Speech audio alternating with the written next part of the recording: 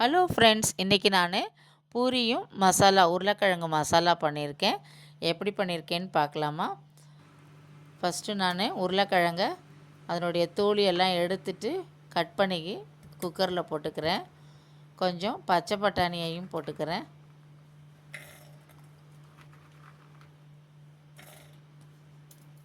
போட்டு கொஞ்சம் உப்பு போட்டு வேக வச்சுருவோம் தண்ணி ஊற்றி.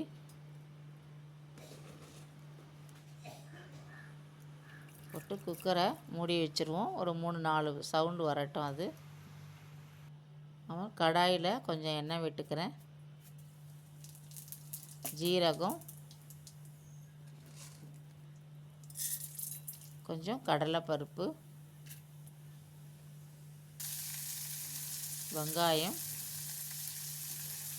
போட்டு நல்லா இதை வதக்கிக்கலாம். கொஞ்சம் இஞ்சி பூண்டு பேஸ்ட்டும் போட்டிருக்கேன். கொஞ்சம் மஞ்சள்தூள், கொஞ்சம் மிளகாய்த்தூள் போட்டு நல்லா இதை மிக்ஸ் பண்ணிப்போம். கொஞ்சம் வெங்காயம் வதங்கின உடனே தக்காளி பழம் கட் பண்ணி வச்சுருக்கேன், அதையும் போட்டுப்போம். கொஞ்சம் கருவேப்பிலை,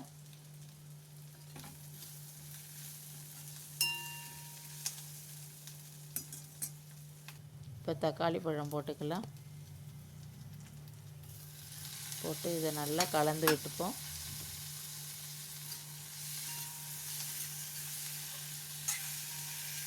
இது நல்லா வதங்கி எடுத்து இப்போ நம்ம வேக வச்சுருந்த உருளைக்கிழங்கும் பட்டாணியும் அதில் எடுத்து போட்டு நல்லா இதை மிக்ஸ் பண்ணிப்போம். அந்த உருளைக்கிழங்கெல்லாம் நல்லா மெசிச்சு விட்டுக்கலாம்.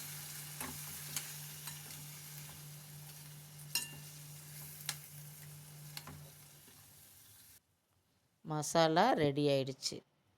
இப்போ பூரிக்கு மாவு பசைஞ்சிக்கலாம். கோதுமை மாவு 1 ஸ்பூன், ரவா 1 ஸ்பூன், அரிசி மாவு,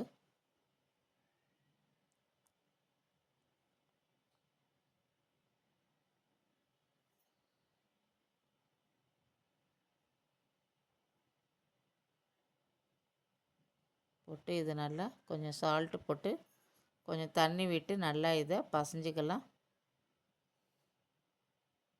பசைஞ்சிட்டு ஒரு 5 நிமிஷம் மூடி வச்சிடலாம். மாவு நல்லா சாஃப்டாக இருக்குது.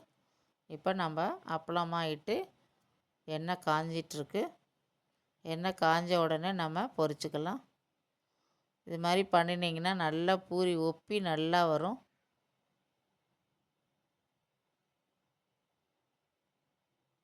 நல்லா பெருசாக வைப்போம், நல்லாவும் இருக்கும், டேஸ்ட்டாகவும் இருக்கும்.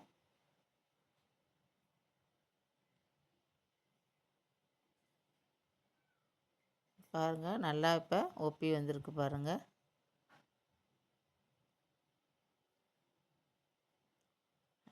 எல்லா பூரியும் நல்லா ஒப்பி வருது.